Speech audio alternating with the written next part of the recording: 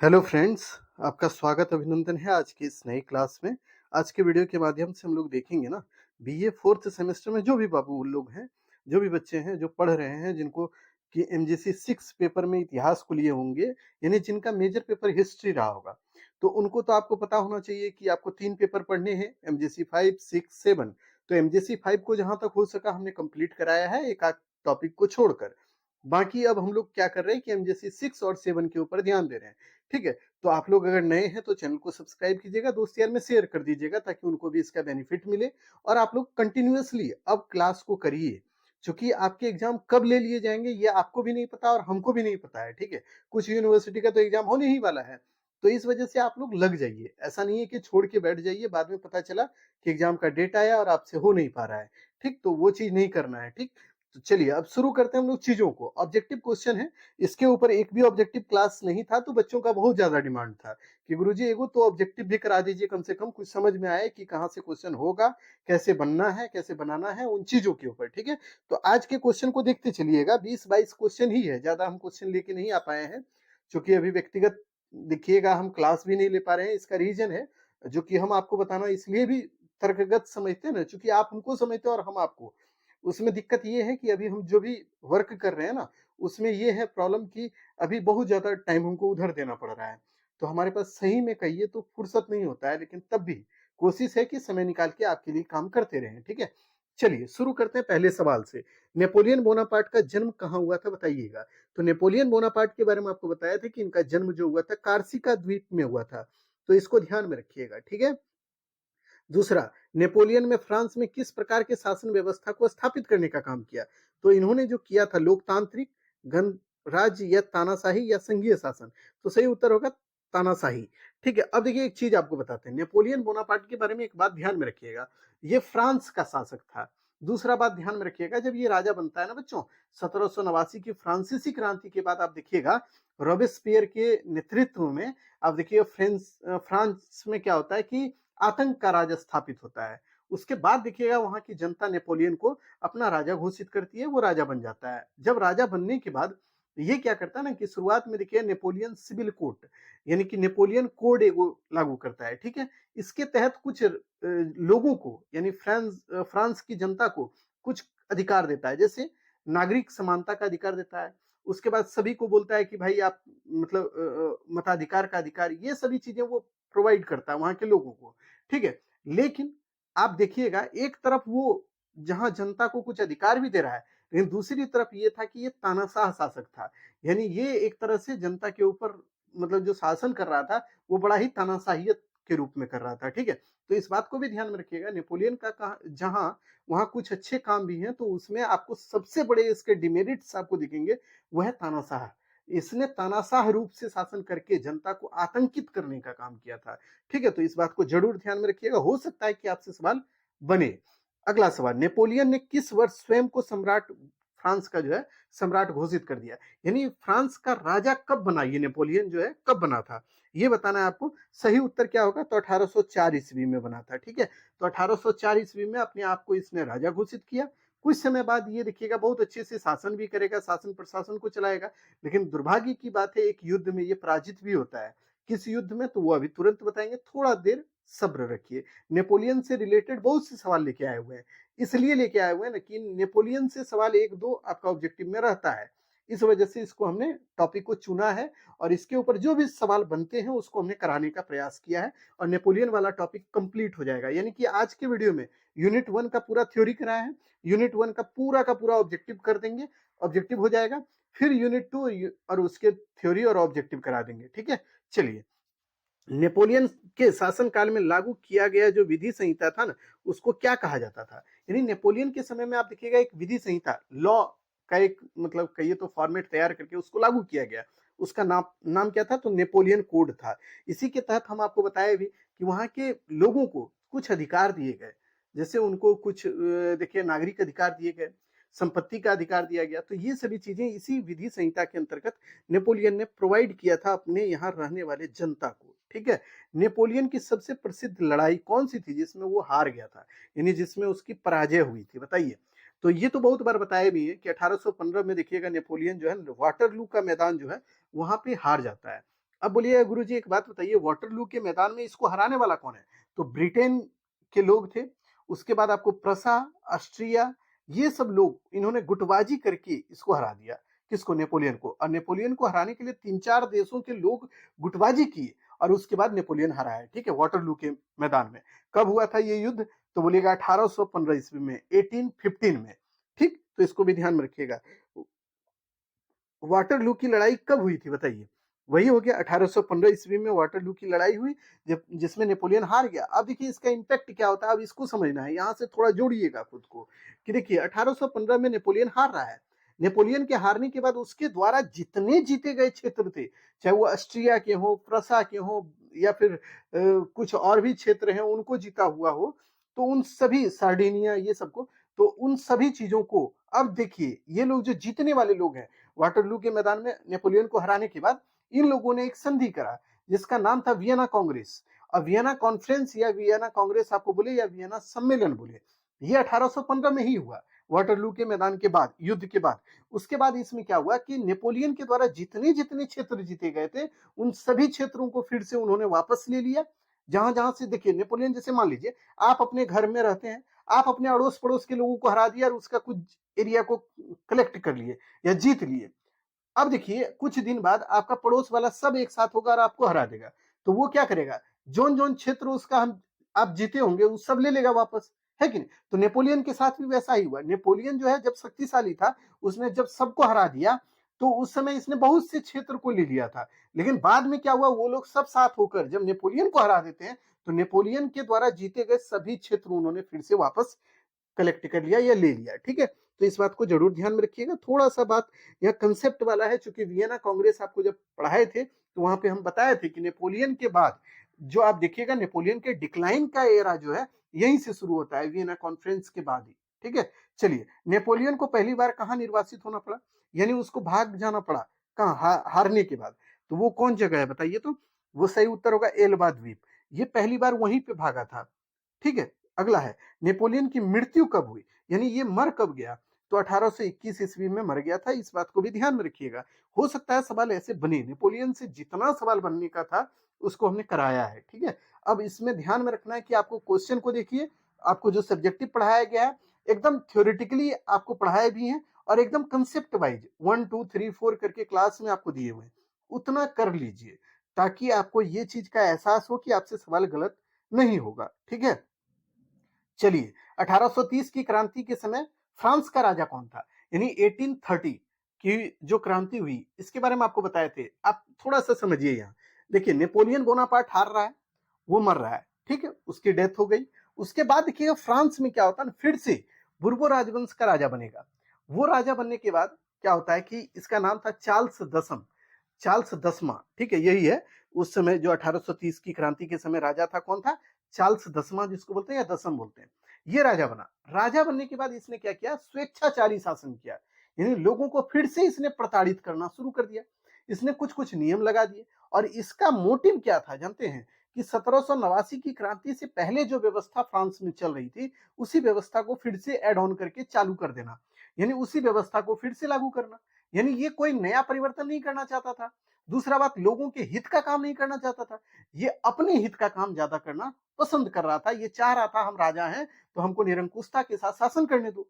इस वजह से फ्रांस की जनता एक साथ एकदम कलेक्ट होगी या जुड़ेगी। और फिर हम आपको बताए थे 1830 की क्रांति में आप देखिएगा लफायते, लफायते एक बूढ़ा व्यक्ति है जिसका नाम ही है लफायते, उसी के नेतृत्व में फ्रांस की जनता एक साथ हो जाएगी और वो युद्ध करेगी।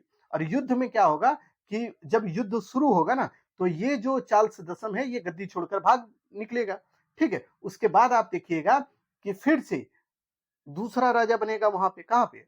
फ्रांस में। अब देखिएगा 1830 में लुई दसवां जो है, चार्ल्स दसम जो है, ये भाग गया राजा की गद्दी को छोड़कर। तो फिर नया राजा कौन बना? तो लुई फिलिप बना। उसके बाद देखिएगा लेकिन बहुत दिन तक शांति नहीं रही, कहा? फ्रांस में। 1848 में फिर दूसरी बार क्रांति होगी जिसको हमने पढ़ाया है, थोड़ा देख लीजिएगा, ठीक है? चलिए अगला 1848 की फ्रांसीसी क्रांति के समय वहां का राजा कौन था?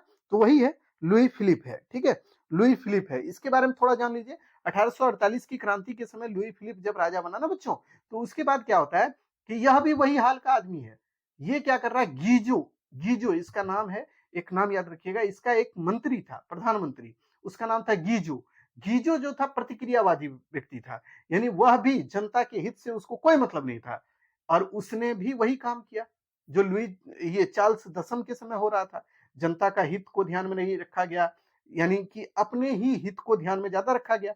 उसके बाद जनता फिर से इसके विरोध में होगी और फिर वहां क्रांति हो जाएगी, ठीक है। और फिर ये जो लुई फिलिप है यह भी अपनी गद्दी छोड़कर भाग निकलेगा, ठीक। तो इसको ध्यान में रखना है, जोड़ना है आपको कि देखिए दोनों क्रांति जो है एक जैसी है, बट इसमें राजा अलग अलग है और समय अलग अलग है, ठीक है। तो इसको ध्यान में रखिएगा। अगला सवाल आपके स्क्रीन पर जवाब देंगे बच्चे लोग। वियना कांग्रेस की बैठक कब हुई थी? तो अभी तुरंत आपको बताया कि जब नेपोलियन को हराने के बाद, यानी वाटरलू के मैदान में जब नेपोलियन को हरा दिया गया, तब वियना कांग्रेस की बैठक 1815 में हुई। अब देखिए दो तीन बात आपको याद रखना है। आपसे पूछेगा वियना कॉन्फ्रेंस या कांग्रेस की बैठक जो 1815 में हुई, उसमें कौन कौन से देशों ने भाग लिया, हिस्सा लिया? तो आप लिख लीजिए कहीं साइड में, हम आपको बता देते हैं। पहला नाम लिखिएगा ऑस्ट्रिया, दूसरा प्रसा है, देखिए हम लिख देते हैं। एक तो है प्रसा, तीसरा दूसरा है ऑस्ट्रिया, ऑस्ट्रिया, ऑस्ट्रेलिया नहीं लिखिएगा बच्चों, ठीक है, ऑस्ट्रिया। उसके बाद ब्रिटेन, तीसरा नाम लिखिएगा ब्रिटेन, जिसको आप क्या बोलते हैं, इंग्लैंड, ठीक है। और उसके बाद फ्रांस। ये सभी देशों ने भाग लिया। चूंकि देखिए फ्रांस हार गया है, फ्रांस को बैठाया इसलिए गया है उस कॉन्फ्रेंस में ना, ताकि तुमको जो जो दंड दे रहे हैं उसको तुम स्वीकार करो, ठीक है। और ये सभी देश थे जो जीतने वाले थे, फ्रांस को हराने वाले थे, इन्होंने बैठक कर दी। उसके बाद क्या होता है कि आपको ध्यान में रखना है कि उसके बाद फ्रांस के साथ दिक्कत ये होती है कि उसके जितने जीते हुए क्षेत्र थे उसको वापस ले लिया गया। अगला है वियना कांग्रेस की जो अध्यक्षता है वो किसने किया, यानी वियना कांग्रेस की जो बैठक हुई उसकी अध्यक्षता, यानी उस सम्मेलन का अध्यक्ष कौन था? तो आपको याद रखना है चार्ल्स मेटरनिक, जिसका नाम है, ये चांसलर था ऑस्ट्रिया का। ऑस्ट्रिया का एक तरह से कहिए चांसलर या राजा कहिए, यही था जिसने इस बैठक की अध्यक्षता करी थी, ठीक है, या हेड यही बना था, ठीक है, इस बैठक में। तो चार्ल्स मेटरनिक आपको याद रखना है, ठीक। अगला सवाल आपके स्क्रीन पर बच्चा पार्टी, बताइएगा सही से उत्तर उसका, ठीक है। अगला सवाल देखिए, अगला क्या है, गेरीवाल्टी पेशे से क्या था, बताइए। गेरीवाल्टी पेशे से क्या था, सैनिक था, नाविक था, पत्रकार था या डॉक्टर था? तो सही उत्तर क्या होगा, नाविक था, ठीक है, इसको भी ध्यान में रखिएगा। अगला सवाल, यंग इटली, या आपको बोले यंग इटली, या फिर यहां पे सवाल आपको अगला दे दे यंग यूरोप, ये दोनों ही संस्था है, आपको पढ़ाएंगे अब। यंग यूरोप हो या यंग इटली हो नामक जो संस्था है, ये किसने बनाया था, बताइए। तो इसका सही उत्तर क्या होगा, गेरिबाल्टी होगा, नेपोलियन होगा, मेटरनिक या मेजिनी? सही उत्तर मेजिनी होगा, ठीक है। यंग इटली या यंग यूरोप नामक जो संस्था है ना, इसको स्टेब्लिश करने वाला कोई और नहीं बल्कि कौन था, मेजिनी था, ठीक। चलिए अगले सवाल की ओर हम लोग बढ़ते हैं। अगला है, जर्मनी के एकीकरण में किसका योगदान सबसे ज्यादा था, बताइए। तो जर्मनी का जो यूनिफिकेशन हुआ ना, उसमें सबसे ज्यादा इंपॉर्टेंट रोल किसने अदा किया, यही आपको बताना है। तो देखिए सही उत्तर क्या होगा, बिस्मार्क, ठीक। अब आपसे एक सवाल है, इटली के एकीकरण में सबसे ज्यादा योगदान किसका था? तो आपको याद रखना, देखिए मेजनी का भी था, काउंट काबूर का भी था, गेरिबाल्टी, ये तीन व्यक्ति का नाम याद रखना है इटली के एकीकरण में। और जर्मनी के एकीकरण में आपको याद रखना है किसका, बिस्मार्क का। बिस्मार्क देखिए बहुत बड़ा कूटनीतिज्ञ था। वो देखिएगा, जैसे आप हैं और आपका दोस्त है, मान लीजिए आप दोनों में झगड़ा है, और बिस्मार्क भी आपका दोस्त है, तो वो क्या करता था ना कि आपसे भी दोस्ती रखेगा, आपका दोस्त वो से दोस्ती रखेगा। आप अपने दैनिक जीवन में बहुत से लोगों को ऐसा देखे होंगे जो आपसे भी दोस्ती रख रहा है, दूसरे से भी रख रहा है, उसकी हिमायती आपसे ज्यादा नहीं है। क्यों नहीं है जानते हैं? अगर रहती तो आप ही से खाली दोस्ती रखता है, नहीं, वो सबसे दोस्ती रख रहा है। तो यही काम, कूटनीतिज्ञ वाला काम बिस्मार्क का था जर्मनी में। वो क्या करता था, रसिया से भी दोस्ती रखना चाह रहा है, ब्रिटेन से भी रखना चाह रहा है, यानी दूसरे दूसरे देशों से भी दोस्ती वो रख रहा है, और मतलब दूसरे को एक दूसरे से लड़ाने का भी काम कर रहा है, ठीक है। तो बिस्मार्क की नीति बड़ी गंदी थी, ठीक है। और बिस्मार्क की नीति को पकड़कर या उसको अच्छे से चलाना बिस्मार्क को ही आता था, बाकी दूसरा व्यक्ति उसकी नीति को नहीं चला पाया। जो कि जर्मनी का इतिहास जब पढ़िएगा तो आपको पता चलेगा, बिस्मार्क की नीति जो थी वो अलग ढंग की थी, वो बहुत ही अलग ढंग से सबसे दोस्ती करता था। लेकिन जब बिस्मार्क खत्म हो गया, मर गया, वो राजा नहीं रहा, तब आप देखिएगा वहां जर्मनी की स्थिति बहुत डमाडोल हो गई, क्योंकि उसके बाद जितने शासक हुए वो बिस्मार्क की नीति पर नहीं चल पाए। तो ये बहुत बड़ी सीख है लोगों के लिए कि आप अपनी नीतियां अगर गलत रखते हैं तो भले ही आपको क्षणिक लाभ हो सकता है, लेकिन नीति अगर गलत रहेगा तो आपको दीर्घकालीन लाभ कभी नहीं होगा। तो बिस्मार्क के साथ भी ऐसा हुआ, जर्मनी के साथ भी यही चीज हुआ है, ठीक है। थोड़ा सा ध्यान में रखिएगा। अगला चीज आपको बताते हैं, रक्त एवं लोह की नीति किसने अपनाया, यानी रक्त एवं लोह की नीति का अवलंबन किसने किया, तो बोलिएगा बिस्मार्क ने किया। और बिस्मार्क कहाँ था, जर्मनी का था, ठीक है। दूसरा बात ध्यान में रखिएगा, ये बिस्मार्क जो है ना, ये देखिए रक्त मतलब क्या होता है जानते हैं, ये लोहे के बल पर या यूं कहे तलवार के बल पर ये शासन करना चाहता था, और इसने किया भी, ठीक है। तो यानी वो शासन तंत्र को जो चला रहा था ना, वो तलवार के ही बल पर चला रहा था, ठीक। तो बिस्मार्क के बारे में इस बात को एकदम गांठ बांधकर ध्यान में रखना है बच्चा पार्टी। अगला सवाल आपके स्क्रीन पर जवाब दीजिए, रूस के शासक को क्या बोला जाता था, बताइए तो। रूस में राजा को जो है ना जार बोला जाता है, क्या बोला जाता है, जार, ठीक। तो अगला बात याद रखिएगा इसको भी, प्रथम विश्व युद्ध कब हुआ था, कब से कब तक चला था, ये बता दीजिए। फर्स्ट वर्ल्ड वार जो है वो कब से कब तक चला। अब बोलिएगा गुरुजी ये सब है क्या, तो बिल्कुल आपके सिलेबस का पार्ट है। इस वजह से हम देखिए क्या किए कि फर्स्ट यूनिट में जितना ऑब्जेक्टिव बना उसको करा दिए, अब देखिए सेकेंड थर्ड यूनिट में मिसलेनियस आपको डाल दिए। क्योंकि देखिए आपको अगर एक क्लास देंगे तो 10-20 मिनट का होगा, उसमें 10-20 क्वेश्चन नहीं होगा तो मजा फिर है नहीं। तो इस वजह से हमने क्लास को ऐसे ही डिजाइन किया है ताकि आपको ज्यादा बेनिफिट मिल सके और आप उसका लाभ उठा सके, ठीक है। तो अब चलिए जवाब दीजिए कि प्रथम विश्व युद्ध कब से कब तक चला। तो सही उत्तर क्या होगा, 1914 से 1918, यानी 1914 टू 1918 तक चला, ठीक है। अब देखिए अगला सवाल भी आपकी स्क्रीन पर जवाब देंगे आप, प्रथम विश्व युद्ध के बाद किस संस्था की स्थापना हुई। तो आपको ध्यान में रखना है कि प्रथम विश्व युद्ध यानी फर्स्ट वर्ल्ड वार जो है 1914 से 1918 तक चला। उसके बाद देखिएगा ये एक संस्था बनी जिसका नाम था लीग ऑफ नेशन, ठीक है। तो लीग ऑफ नेशन की स्थापना हुई। और दूसरी बात यह भी ध्यान में रखना है बच्चों कि लीग ऑफ नेशन जो है ना, ये ज्यादा सफल नहीं हो पाई। क्यों, इसने जनता को ज्यादा मतलब ये एक होता है ना कि सभी देश को एक साथ रखने का काम नहीं कर पाई है, कौन, लीग ऑफ नेशन। दूसरी बात, अगर ये सफल होती तो आप सोचिए कि सेकेंड वर्ल्ड वॉर होता, नहीं होता है। अब आपके दिमाग में होगा आखिर लीग ऑफ नेशन क्यों बना था। तो देखिए फर्स्ट वर्ल्ड वॉर जब हुआ ना, तो उसके बाद देखिए पूरे यूरोप के देश के लोगों ने एक साथ होकर एक संस्था बनाने का निर्णय लिया जिसका नाम रखा लीग ऑफ नेशन। और ये लीग ऑफ नेशन का मुख्य काम क्या था कि जो है पूरे विश्व में शांति व्यवस्था को स्टेब्लिश करना, यानी शांति व्यवस्था को बनाए रखना, यानी विश्व में कहीं भी अफरा तफरी ना मचे, अशांति ना हो, फिर से युद्ध ना हो, ये सभी चीजें करना था। लेकिन ये अपने काम में सफल नहीं हो पाया। तो इस बात को ध्यान में रखिएगा लीग ऑफ नेशन के बारे में। अगला है द्वितीय विश्व युद्ध कब से कब तक चला। तो आपको पता होगा 1939 से 1945 तक चला था। तो इसको ज्यादा दिमाग लगाना नहीं है, बस याद रखना है, ठीक है। अब देखिए अगला सवाल है, द्वितीय विश्व युद्ध के बाद कौन सी संस्था बनी। तो द्वितीय विश्व युद्ध के बाद यूएनओ, जिसको बोलते हैं यूनाइटेड नेशन ऑर्गेनाइजेशन, जो अभी भी है, ठीक है। तो इसको ध्यान में रखिएगा, यूनाइटेड नेशन ऑर्गेनाइजेशन जैसी संस्था सेकेंड वर्ल्ड वॉर के बाद बनी है, जो अभी तक प्रेजेंट में ये स्टेब्लिश है और ये काम कर रही है। लेकिन इसमें भी आप देखिएगा कुछ महत्वपूर्ण या चुनिंदा देशों का ही वर्चस्व आज भी है, ठीक है। तो आपको सीधा सीधा समझना कि आज भी अगर युद्ध होना होगा ना, तो यूएनओ भी कुछ नहीं कर सकता है, ये बहुत ज्यादा काम नहीं कर पाएगा। जैसे कि आपको खुद समझना चाहिए या खुद समझिए कि आप देखिए रसिया यूक्रेन के साथ युद्ध हुआ, यूक्रेन वाला जो युद्ध चलते अभी तक वो गर्मा गर्मी है, वो चल रहा है। तो उसमें क्या यूएनओ का कोई भागीदारी आपको दिख रहा है। वो अगर चाहता तो वो रोक सकता था ना, लेकिन कहाँ रोक पाया है अभी तक। उसी तरह अगर चाह लीजिए कि अमेरिका अगर आज चाह ले किसी और देश को मतलब युद्ध में लाना या युद्ध करना, तो क्या यूएनओ कुछ कर पाएगा, कुछ नहीं कर पाएगा।